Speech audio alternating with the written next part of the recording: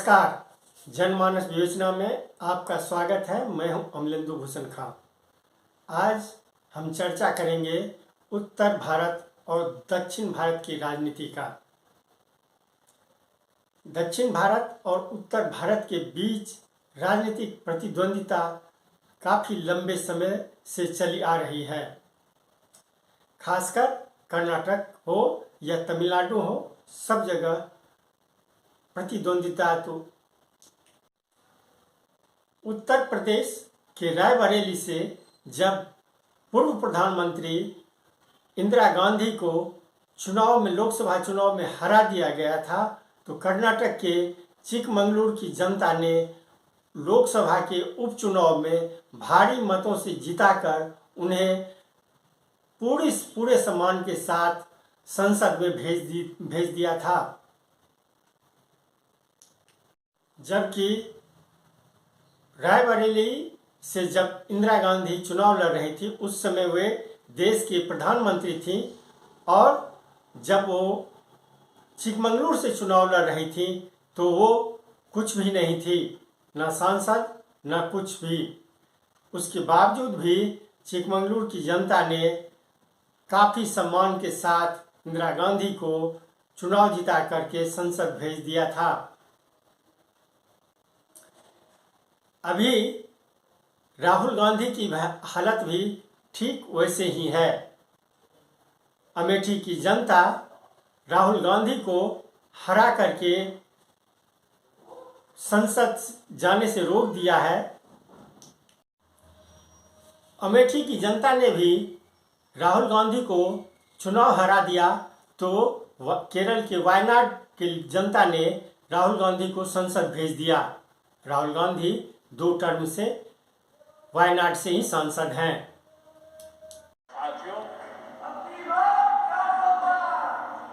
आज भाजपा केवल विश्व की सबसे बड़ी पार्टी नहीं है, बल्कि भाजपा भारत के सबसे फ्यूचरिस्टिक पार्टी है।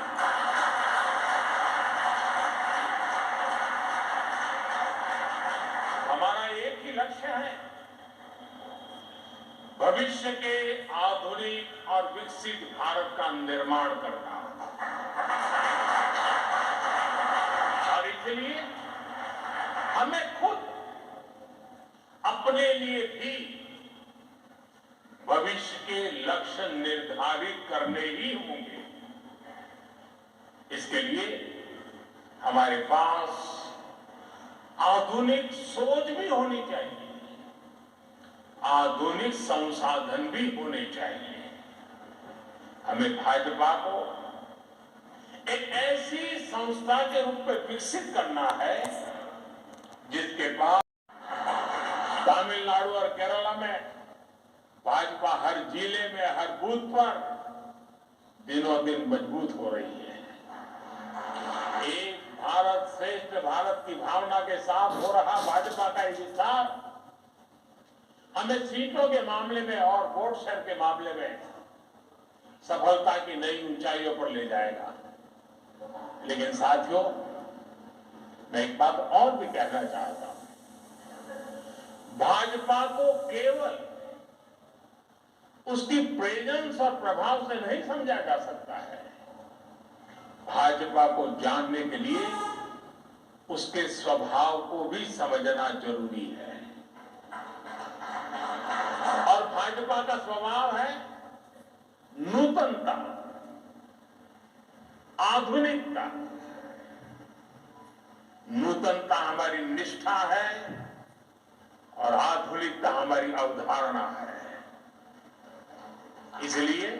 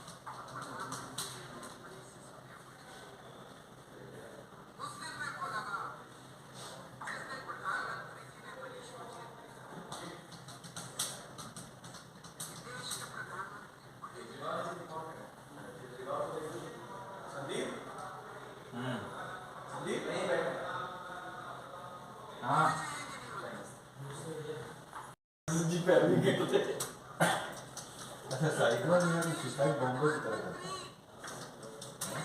बस इतनी कर रहा था तो दोबारा बोलो। अच्छा वो जो आया था पकड़वा पकड़ने भी लगा वो अलग क्लास है बोला मैं 31 साल से वो फ्रेमवर्क बना रहा है असेसमेंट ये तो दुकानें आ रही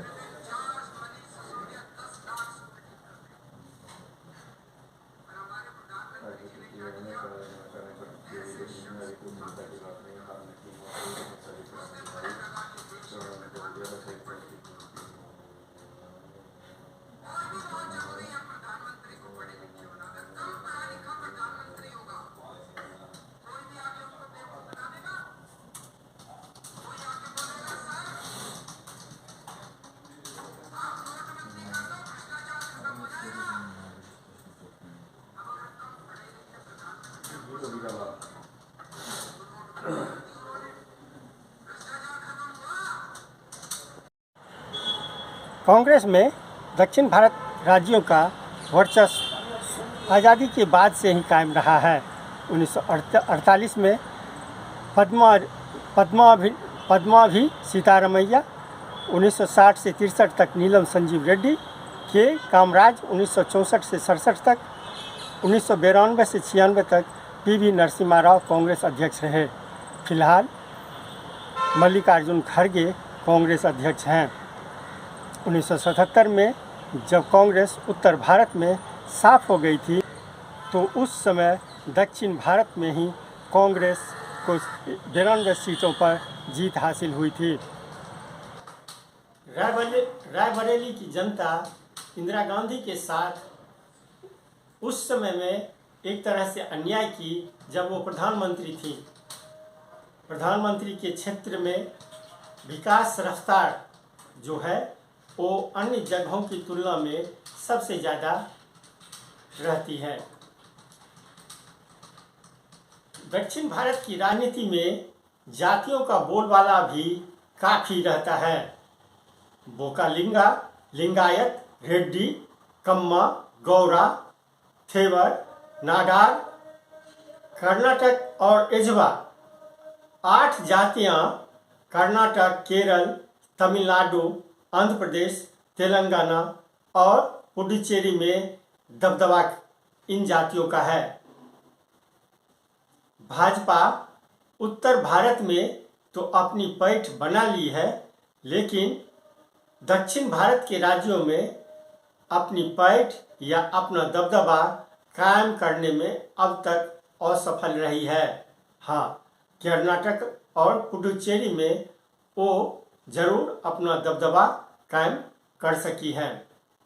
कर्नाटक में तो अभी भी भाजपा का ही शासन है। प्रधानमंत्री नरेंद्र मोदी राजनीतिक विषाद के लिए ही 35 से 40% पद्म पुरस्कार जो है वो दक्षिण भारत के राज्यों के लोगों को दिए हैं।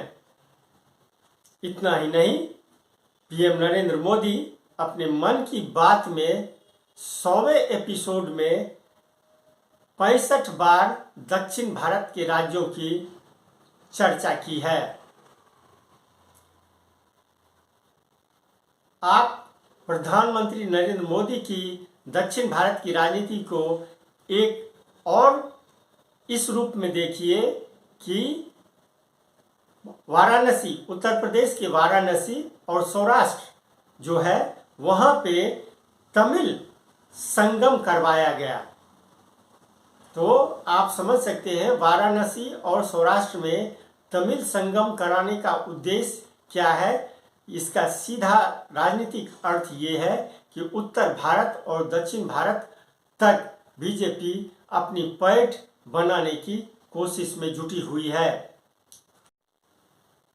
आंध्र प्रदेश का बंटवारा कर तेलंगाना और आंध्र प्रदेश बनाना कांग्रेस ने अपना ही बंटाधार कर लिया। तेलंगाना के सीएम केसीआर और तेलंगाना के सीएम केसीआर और कांग्रेस नेता राहुल गांधी के बीच 36 का आंकड़ा है। ये सभी जानते हैं। राहुल गांधी ने कई बार अपनी पार्टी कांग्रेस और केसीआर की पार्टी भारत राष्ट्र समिति के साथ समझौते को लेकर के सीधे तौर पे कहा यह कभी भी नहीं हो सकता। आंध्र प्रदेश के सीएम जगन मोहन रेड्डी भी बीजेपी के खेमे में हैं। उनका मन और बीजेपी का मन लगभग एक जैसा है, जबकि केसीआर और जगन मोहन रेड्डी कांग्रेस के नेता पुत्र ही हैं। केसीआर की बेटी कविता दिल्ली के शराब घोटाले में फंसी हुई है। ईडी और सीबीआई कई बार कविता से पूछताछ कर चुकी है। दिल्ली के डिप्टी सीएम मनीष सिसोदिया शराब घोटाले में ही जेल में बंद हैं। तो अब आप समझ सकते हैं जो केसीआर और कविता यानी कि कविता और ये आप और केसीआर के बीच, आप आम आदमी पार्टी के बीच क्या रिश्ता है।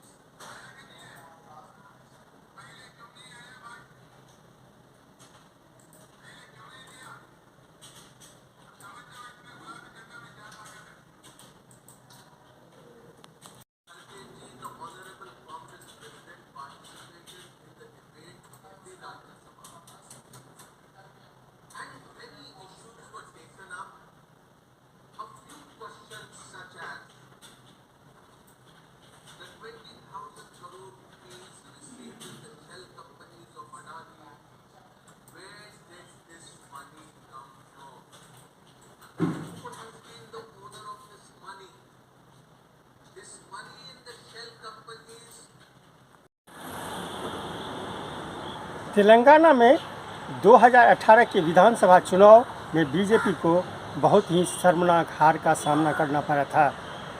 बीजेपी को मात्र एक सीट पर जीत हासिल हुई थी, लेकिन 2019 के लोकसभा चुनाव में बीजेपी काफ़ी आशान्वित दिखी। बीजेपी को 2019 के लोकसभा चुनाव में 4 सीटों पर जीत हासिल हुई थी, जिसके कारण बीजेपी काफ़ी उत्साहित है। फिलहाल कर्नाटका में चुनाव होने वाले हैं। अब देखना यह है कि बीजेपी किस तरह से कर्नाटका को अपना चुनाव में जीत हासिल करती है। दक्षिण भारत के राज्यों का खास बात एक यह भी है कि दक्षिण भारत में जो परिपाटी है चुनाव लड़ने का, वह उत्तर भारत के राज्यों से काफ़ी अलग है।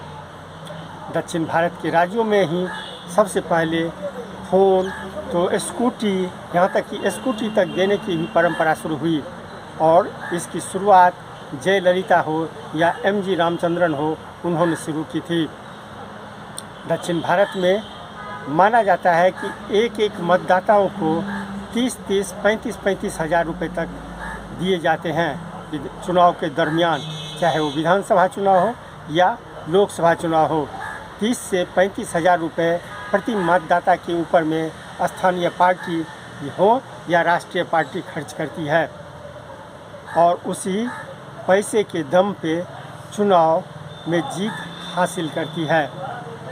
फिलहाल कर्नाटका चुनाव जो है काफ़ी रोचक होने वाला है और इसमें ये देखना है कि कौन पार्टी कितनी मतदाताओं को लुभा पाने में सक्षम होती है।